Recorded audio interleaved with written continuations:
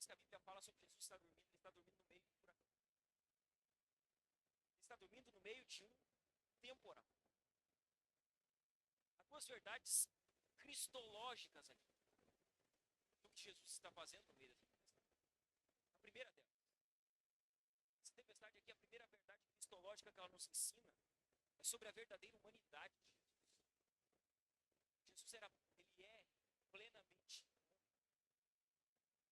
Somente um homem sente cansado. Somente um homem dorme quando cansa. A primeira verdade cristológica aqui é sobre a humanidade de Jesus. Ele sente cansaço. Ele dorme. Nós vamos ver em outros relatos que Jesus está cansado, que ele está com sede, que ele está triste. Coisas que somente um ser humano sente. Jesus é plenamente humano. Ele sente cansaço e dorme profundamente. Nenhum evangelho romantiza Jesus. Ele realmente se cansava. Uma segunda verdade cristológica aqui é a plena confiança de Jesus no seu Pai.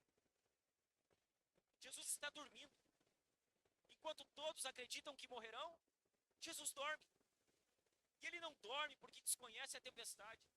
Ele dorme porque ele conhece o seu Pai. Ele dorme porque sabe aquilo que está prestes a acontecer. Veja bem, meus irmãos, Jesus, ele havia acabado de ensinar sobre a confiança na soberania de Deus. Você lembra das parábolas? Ele diz que o agricultor lançava e ele dormia e acordava e sem saber como, a semente por si só crescia. Jesus tinha acabado de ensinar sobre a soberania de Deus, agora ele exemplifica essa confiança. A confiança que ele ensinou aos seus discípulos, agora ele exemplifica ela dormindo em meio a uma tempestade. Enquanto Jesus está dormindo, a aparente indiferença dele leva os discípulos ao desespero pela forte tempestade que estava acontecendo. A ponto deles irem até Jesus, ainda no verso 38, e dizerem: Mestre, o Senhor não se importa que pereçamos. O desespero leva eles a irem a Jesus. E essa pergunta que eles fazem aqui, ela evidencia, essa primeira pergunta evidencia o medo que eles estavam sentindo. Mas mais do que isso, essa pergunta aqui expressa uma acusação. O Senhor está indiferente a nós. Nós vamos morrer aqui, o Senhor vai ficar aí dormindo. O Senhor não se importa que nós pereçamos. Essa pergunta dos discípulos, ela evidencia a aparente indiferença que Jesus estava expressando. Mas ela evidencia igualmente que eles tinham fé. Ainda que uma fé deficiente, ainda que uma fé falha, eles tinham fé. Se eles não tivessem fé, eles não teriam recorrido a Jesus. A fé deles era uma pequena fé, era uma fé falha, era uma fé imatura, mas havia fé neles. Se eles não tivessem fé, eles não teriam chamado de mestre. Eles não teriam pedido ajuda a Jesus. Eles tinham fé, mas a fé deles era uma fé deficiente, que fica evidente ao entrarem em desespero em meio à tempestade. Eles se desesperam em meio ao caos. E a tempestade, irmãos, ela faz isso tudo. Ela revela quão frágil, quão débil, quão imatura é você. A tempestade, ela revela a nossa condição diante dos problemas.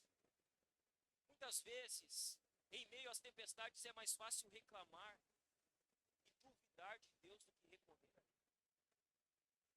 Tem gente que começa a passar por certas situações e problemas, reclama, murmura, duvida de Deus, se porta que nem os discípulos. Eu acho que Deus esqueceu de mim. Eu acho que o Senhor não está ouvindo as minhas orações. Eu acho que o Senhor não se importa.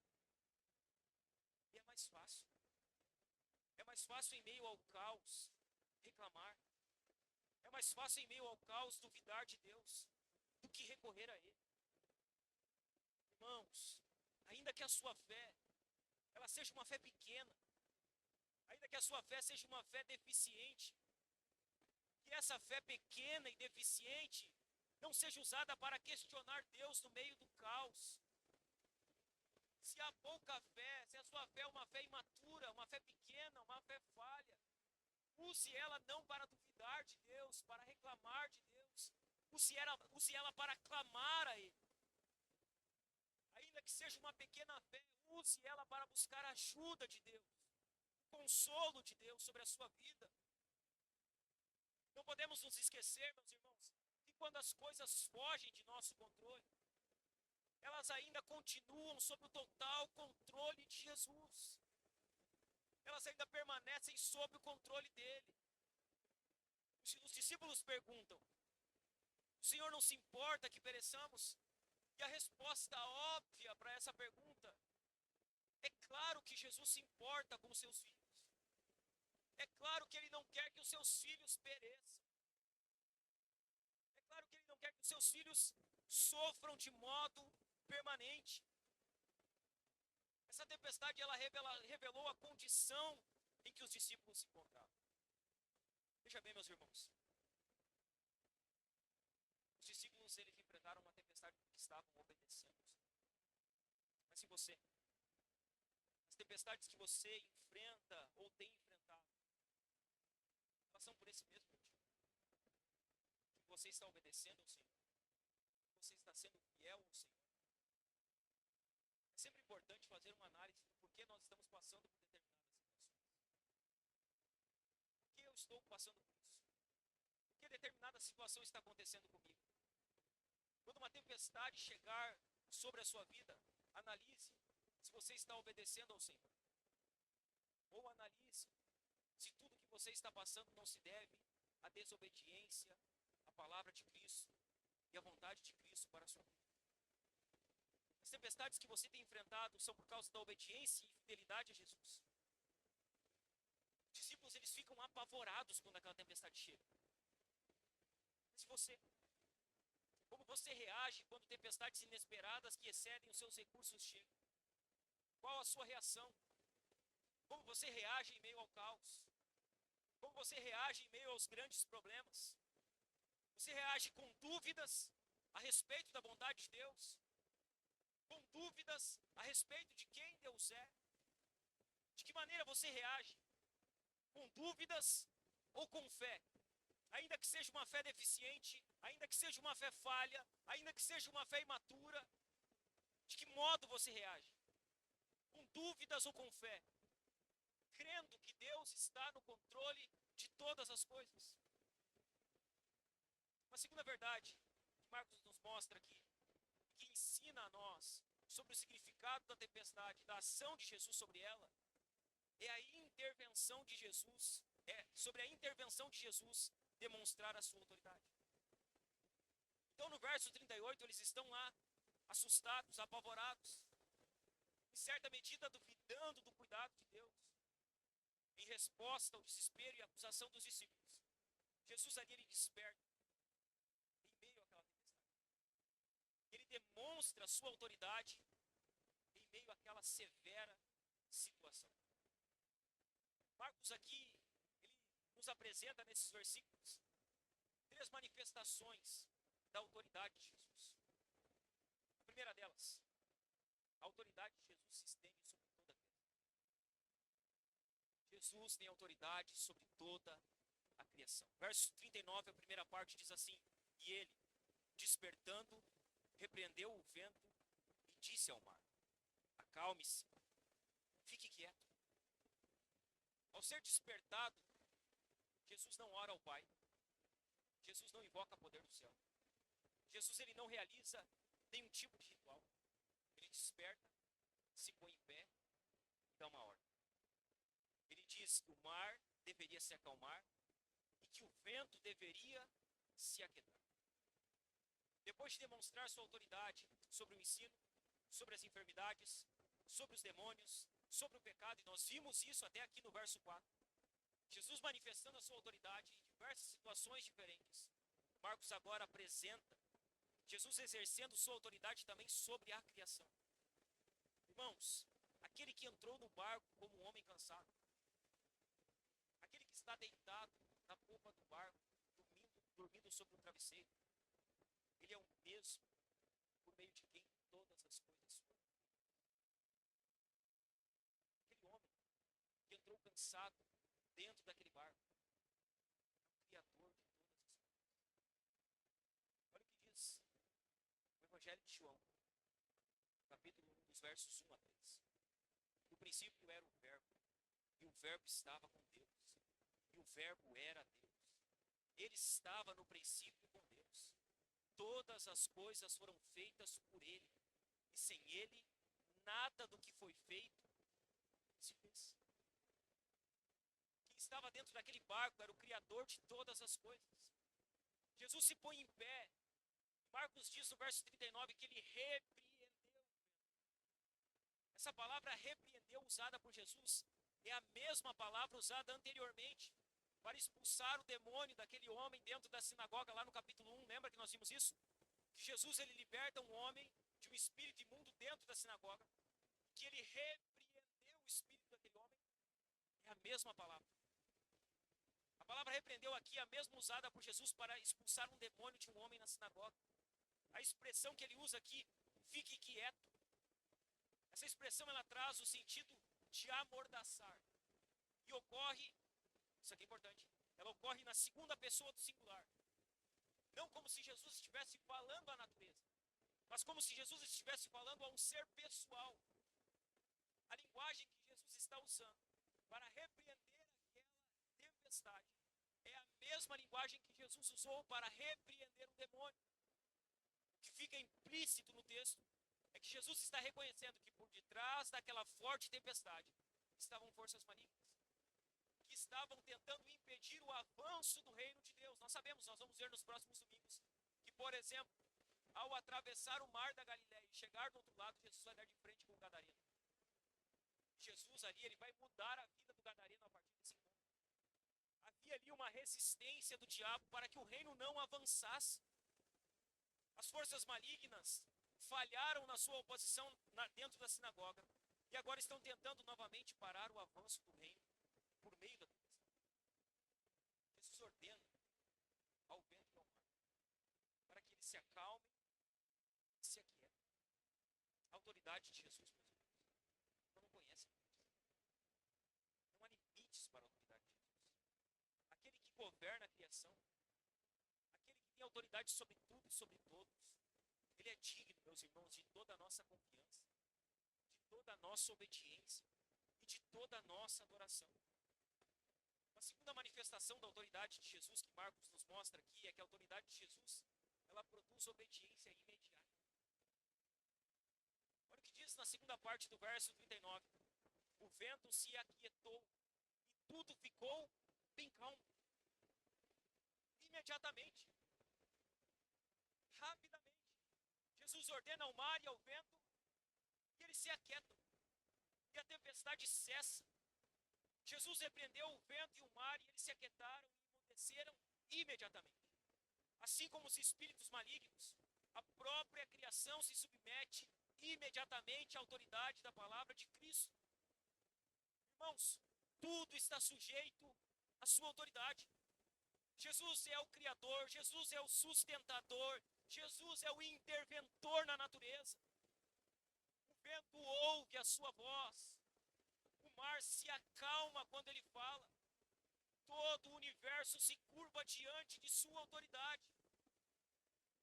Todas as coisas, irmãos, de todos os milagres, talvez esse milagre seja o que nós podemos ver mais intimamente entrelaçadas, a plena humanidade de Jesus e a plena divindade de Jesus. O que nós chamamos de união hipostática, de que nós em parte sabemos explicar e em parte não sabemos como isso funciona. Nós sabemos que Jesus é plenamente Deus e plenamente homem, mas nós não sabemos como essas duas naturezas se associam. Essa evidência da plena humanidade e da plena divindade, elas podem ser vistas de maneira clara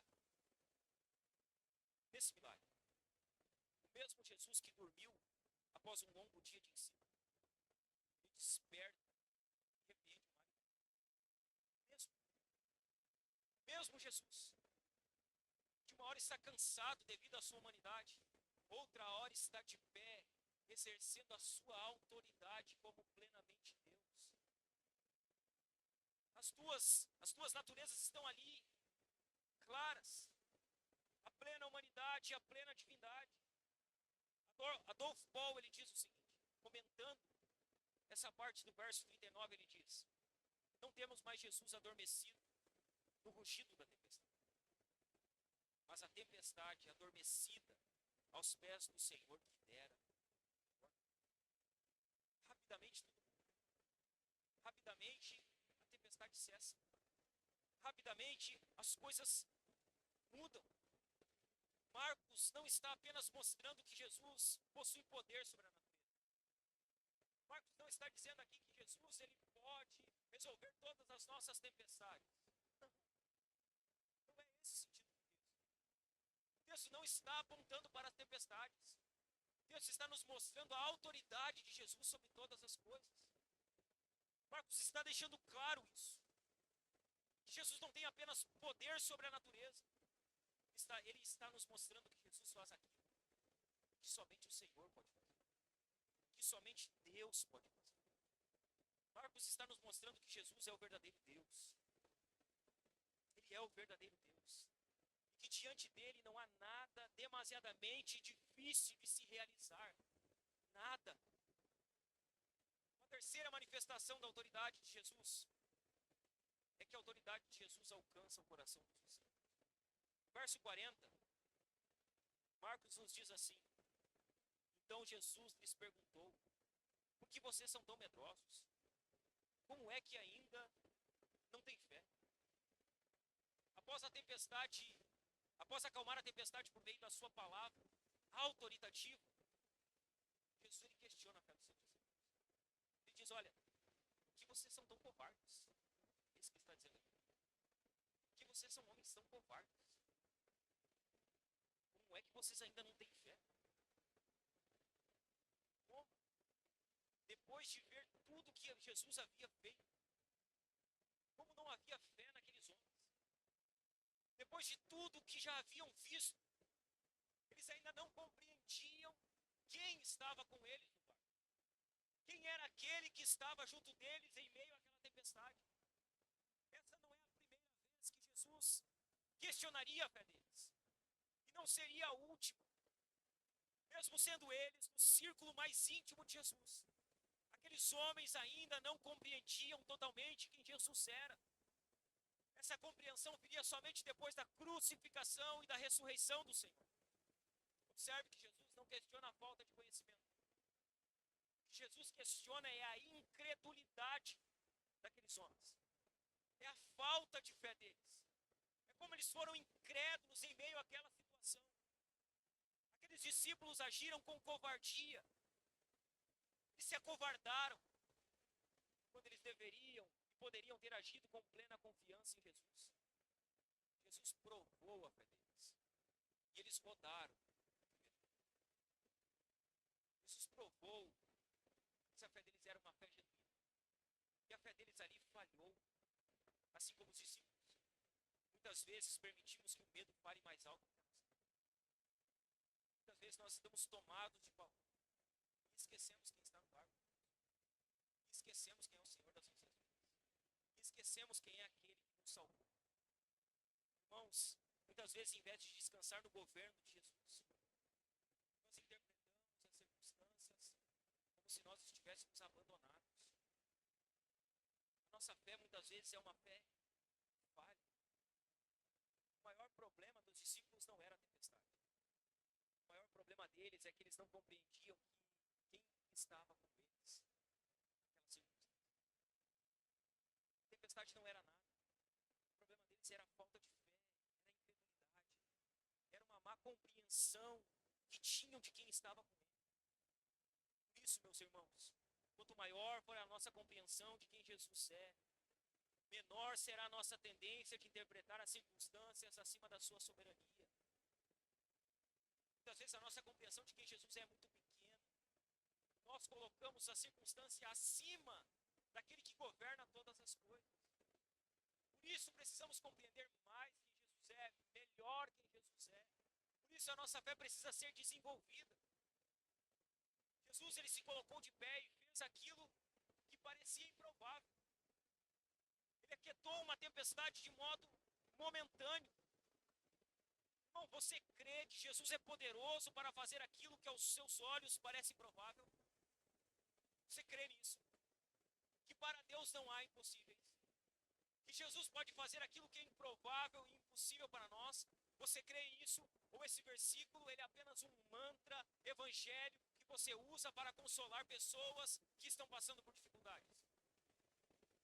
Que muitas vezes nós dizemos para Deus não é impossível, não há impossíveis. Nós usamos esse texto para o outro. E quando os impossíveis chegam para nós, nós não sabemos aplicar esse texto à nossa vida. Você crê de fato que Jesus ele pode fazer aquilo que parece impossível, improvável aos seus olhos? Ou você é um crente que seguidamente se percebe duvidando da autoridade de Jesus, se percebe duvidando da bondade de Jesus? Quando as tempestades chegam, a sua reação qual é? O que demonstra a sua reação? O que transparece a sua reação? Quando as tempestades chegam, a sua reação demonstra que você confia na autoridade de Jesus e na soberania de Jesus? Ou as tempestades revelam que você ainda duvida de quem Jesus é, do poder que Jesus tem e do governo de Jesus? De que maneira você reage? A terceira verdade que Marcos nos mostra aqui, nos ensina sobre o significado da tempestade, da ação de Jesus sobre ela, é que a reação dos discípulos evidencia a identidade de Jesus. Jesus ele acalma aquela tempestade. E ao presenciarem a tempestade se acalmar imediatamente após a ordem de Jesus, os discípulos eles ficam impactados. Eles ficam, sabe, ficam surpreendidos. Eles olham, procura a tempestade, ela se acalma rapidamente.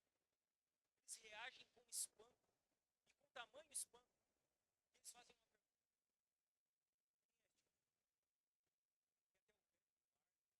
Obedece. Aqueles discípulos reagem de modo com impacto e com espanto. Marcos ele fecha aqui essa sessão. E ele fecha o capítulo 4. Ele nos mostra duas reações que eles têm após Jesus acalmar. E essas duas reações que os discípulos têm, elas evidenciam a identidade. A primeira reação dos discípulos que evidencia a identidade de Jesus é que eles temeram. Verso 41, na primeira parte, diz assim: e eles, possuídos de grande temor, diziam uns aos outros. Diante daquilo que Jesus fez, a reação dos discípulos é temor. Os discípulos ficaram apavorados. Eles ficam impactados com aquilo. Causa espanto aquele milagre. Essa não é também a última vez que esse tipo de reação vai acontecer. Diante de algo poderoso que Jesus fez. O temor que eles tiveram da tempestade foi sobrepujado pelo temor ao que Jesus acabou de fazer diante dos olhos deles. Há 2 minutos atrás eles estavam com um temor, mas com um temor covarde. Um temor da tempestade. 2 minutos após, esse temor covarde ele é substituído agora por um temor reverente. Um temor diante de Cristo. O temor que eles tiveram diante da tempestade foi sobrepujado. O temor deles aqui já não é um medo covarde diante da tempestade. É um temor reverente diante daquele que estava diante deles. Sabe como eles respondem ao que Cristo fez? Com temor. Eles temeram diante de Cristo. Eles temeram diante daquilo que acabou de acontecer diante dos olhos deles. Irmãos, essa continua sendo a resposta apropriada de todo aquele que contempla a grandeza de Jesus. Sabe qual a resposta apropriada a respeito da grandeza de Jesus? Temor. É temor. Nós precisamos temer com um temor reverente, com um temor quebrantado. A resposta diante daquele que contempla a grandeza de Jesus é o temor. Nós devemos nos aproximar de Jesus não com irreverência, não de modo superficial. Nós devemos nos aproximar de Jesus com santo temor e com santa reverência. Esse é o modo que os crentes deveriam se aproximar de Jesus, com santo temor e santa reverência. Não de maneira irreverente e superficial. Deixa eu falar algo para você. Nós estamos diante de Jesus nessa manhã. Quando nós nos reunimos para adorar a Deus, nós estamos diante de Jesus. A minha pergunta é: de que maneira você está diante de Jesus nessa manhã? De maneira superficial? De maneira irreverente? Deixa eu fazer uma segunda pergunta para você. Há santo temor da sua parte diante de Cristo? Você está com santo temor diante dele nessa manhã? A reverência? Você está reverenciando a quem Cristo é? A forma como nós cultuamos, como nós adoramos, como nós nos portamos no culto, como nós tratamos o dia do Senhor, ela revela se há santo temor nas nossas vidas, se há reverência nas nossas vidas, ou se nós não nos tornamos superficiais e irreverentes diante da grandeza daquele que nos salvou. De que maneira nós estamos diante dele? Ah, pastor, mas é que Jesus, ele me chama de amigo. Não misture as coisas. Não misture as coisas. Não é porque Jesus te chama de amigo que você vai se colocar diante dele de qualquer modo. Não é porque Jesus te chama de amigo que você vai cultuar a ele do jeito que você quer. Mesmo que te chama de amigo, é Senhor da sua vida. Ele é o soberano. O mesmo Cristo que nos chama de amigos é também o Senhor soberano, diante de quem o vento e o mar se acalmam.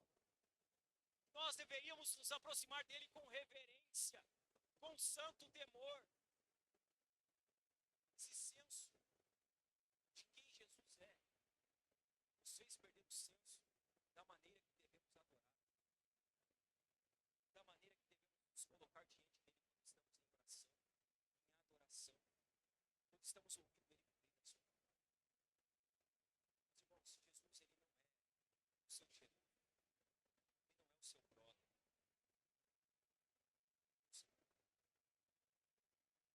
Seu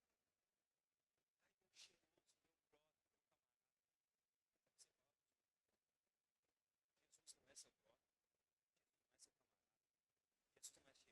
Ah, mas isso é intimidade. Não, isso é irreverência.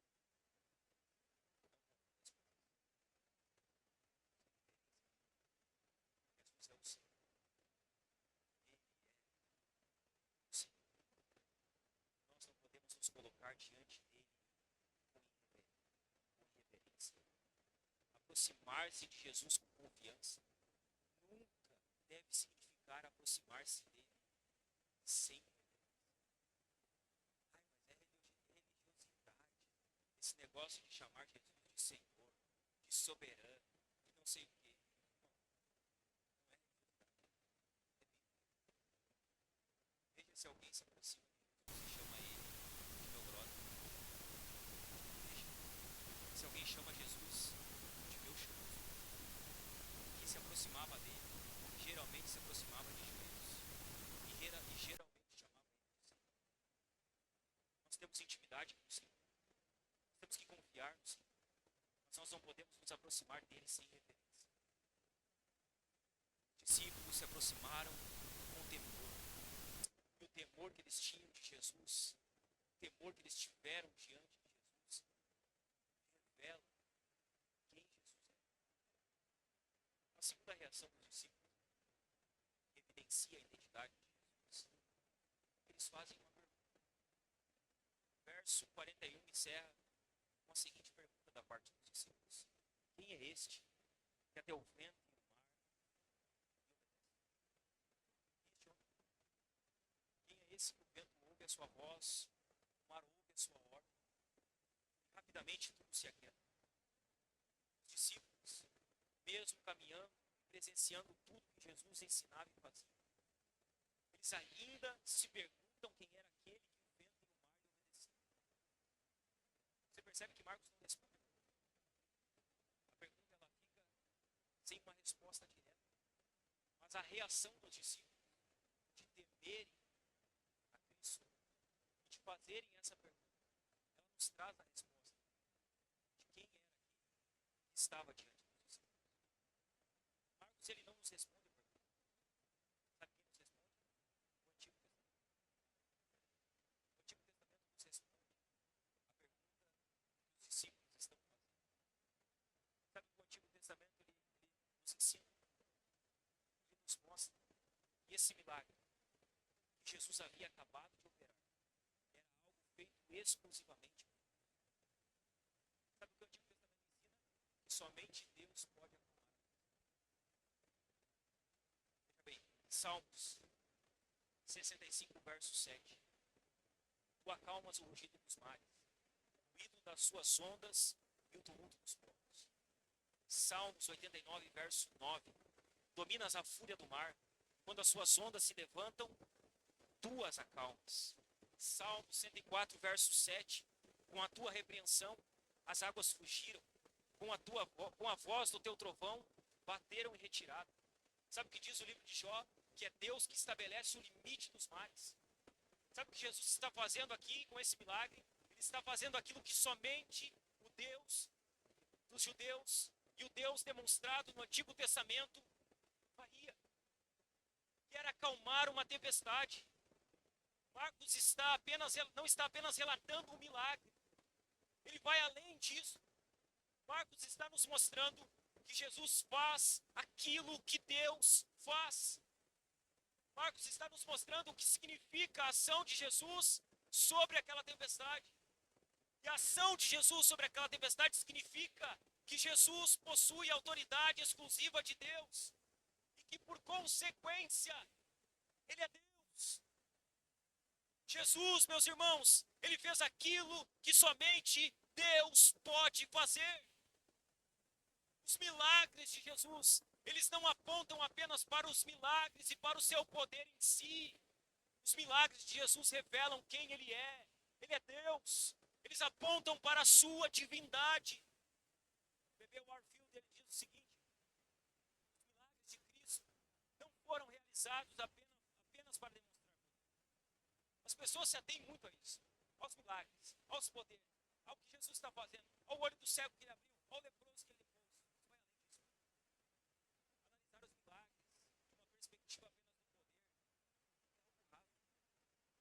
Os milagres eles nos mostram mais do que isso. Os milagres de Cristo não foram realizados apenas para demonstrar poder, mas para revelar quem Ele é. Ele é Deus. Jesus é Deus, meus irmãos.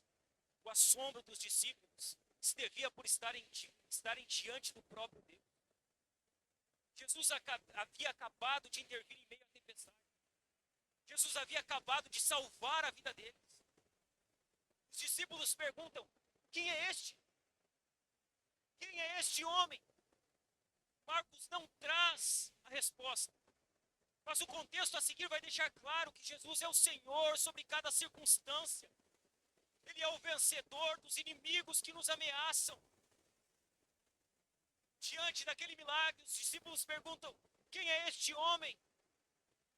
E essa mesma pergunta, meus irmãos, que ecoou no coração dos discípulos, ela precisa ser dirigida a cada um de nós. Essa mesma pergunta precisa ecoar em nossos corações. Quem é Jesus? Quem é Jesus para você? Quem é este? Quem é este homem? Quem é Jesus? Essa pergunta precisa ecoar dentro de nós. Quem de fato é Jesus? A resposta a essa pergunta, ela determina, meus irmãos, não apenas o nosso destino. Porque a resposta que nós damos a quem Jesus é, ela determina onde nós vamos viver a nossa eternidade. Só que a resposta a essa pergunta determina mais do que o nosso destino eterno. A resposta a essa pergunta, ela determina também a maneira como nós enfrentamos as tempestades da vida. as duras circunstâncias. Como nós enfrentamos os problemas desse mundo. Se Jesus é apenas o mestre, nós teremos motivos para nos desesperar. Mas se Jesus, meus irmãos, é o Deus soberano, se Ele é o Senhor sobre toda a criação, então nós podemos confiar nele para a salvação da nossa alma e descansar em qualquer circunstância. Quem é Jesus? Quem é Jesus para você? Qual seria a sua resposta? Quem é Jesus? Ele é mais um mestre? Ou ele é o Senhor soberano de todas as coisas? Aquele que tem poder para dominar o vento e o mar? Você está aqui, se você tem sido vencido pelo pecado, se na última semana você perdeu para o pecado, se o pecado prevaleceu contra você, se você tem lutado dia após dia e não tem vencido o pecado, Jesus é poderoso para perdoar os teus pecados aqui nessa manhã. Sabe o que você precisa? Se arrepender. De arrependimento. Precisa lançar os seus pecados aos pés de Jesus e crer que Ele é poderoso para perdoar os seus pecados. Jesus, Ele tem poder para perdoar o seu pecado, independente de qual pecado seja, independente da gravidade do seu pecado. Ele é poderoso para perdoar. Ele é poderoso para sustentar os seus filhos. Ele é poderoso para conduzir os seus filhos em segurança até o fim. Jesus é poderoso. A questão é, de que maneira você tem se aproximado de Jesus? Você tem se aproximado dele com santo temor, com santa reverência, ou você tem se aproximado de Jesus com irreverência e superficialidade? Quem é este? Quem é Jesus? Quem é Jesus para você? Um milagreiro? Tem pessoas que acham que Jesus é um milagreiro, que ele faz milagres, que ele veio para fazer apenas milagres. Quem é Jesus para você? Ele é um milagreiro?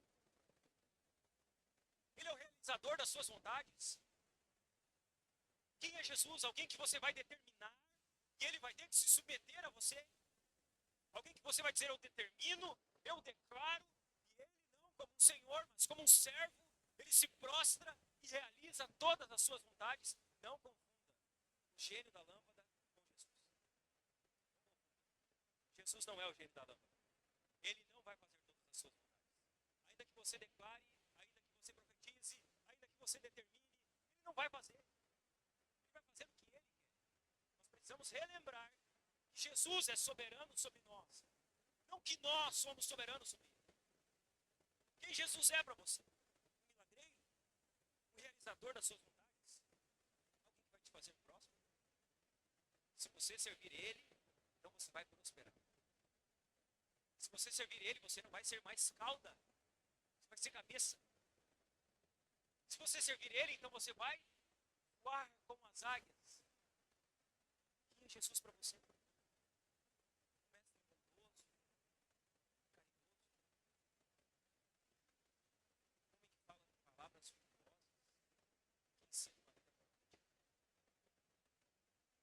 Jesus para você.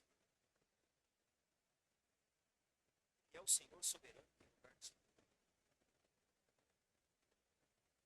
Ele é o Senhor de você. Que você tem. Da vida que você tem. Quem é este? Encerra aqui. 5 atitudes práticas.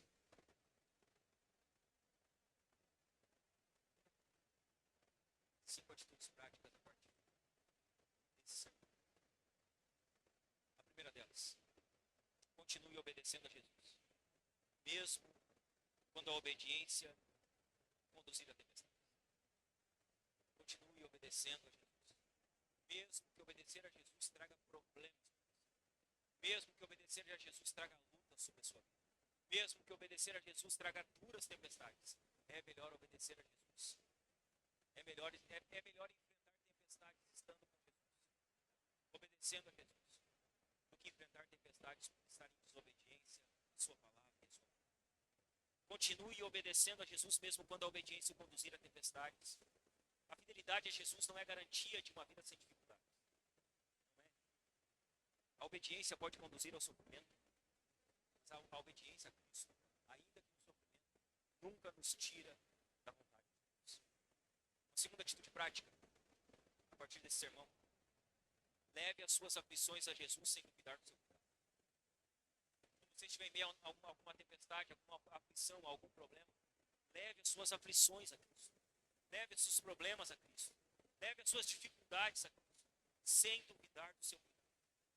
Os discípulos correram para Jesus, mas questionaram o seu cuidado. O cristão é chamado a levar as suas angústias ao Senhor, sem interpretar o seu aparente silêncio como abandono. Leve a Cristo tudo, e não duvide do seu cuidado e da sua bondade. Uma terceira atitude prática a partir desse sermão: tenha constantemente uma visão mais elevada de quem nós precisamos ter uma visão mais exaltada de quem Jesus é. O medo cresce quando a nossa compreensão de Jesus diminui. Conhecer Jesus de maneira mais elevada e mais constante, ter uma visão mais elevada de quem Ele é, fortalece a nossa fé diante das circunstâncias. Uma quarta atitude prática: cultive um relacionamento com Jesus marcado por reverência. Tenha intimidade, tenha comunhão, mas seja reverente. Uma coisa não substitui a outra. Tenha um relacionamento com Jesus marcado por reverência. Jesus é amigo do seu povo, mas continua sendo o Senhor diante de quem o vento e o mar se calam. A nossa intimidade com Jesus nunca deve eliminar a nossa reverência, nosso temor a Ele, nosso respeito. Veja bem, todas as vezes que pessoas se colocam diante de autoridades humanas, elas tratam as autoridades como vossa senhoria. Por que nós vamos nos colocar sobre a máxima autoridade que existe sobre o universo e tratar ela com reverência? Tenha intimidade com Jesus, mas mantenha reverência, não elimine a reverência da sua vida e da sua devoção, da sua comunhão com Cristo. Uma quinta e última pergunta, uma quinta e última atitude aqui, com base no sermão dessa manhã: faça dessa pergunta quem Jesus é a pergunta mais importante da sua vida. A resposta a essa pergunta, como disse já no sermão, ela não define apenas o seu destino eterno. A resposta à pergunta quem Jesus é define a maneira como você enfrenta cada circunstância da sua vida. A resposta a essa pergunta, ela não define apenas como você vai reagir em meio à tempestade. Ela define como você vive. Você vive com base em como você crê. Você vive com base na visão que você tem de Jesus. Quem Jesus é para você vai determinar a forma que você vive. Não apenas o seu destino eterno. Não apenas como você vive em meio às tempestades, mas a maneira que você vive a sua vida. Guarde essa pergunta. Faça essa pergunta constantemente. Quem Jesus é? Quem Ele é? Isso vai determinar o seu destino eterno, o modo como você enfrenta as tempestades. Isso vai determinar o modo como você vive a sua vida cristã. Amém, meus irmãos? Jesus é o Rei e tem autoridade sobre toda e qualquer tempestade. Ele é Deus. Se você pudesse, coloque de pé.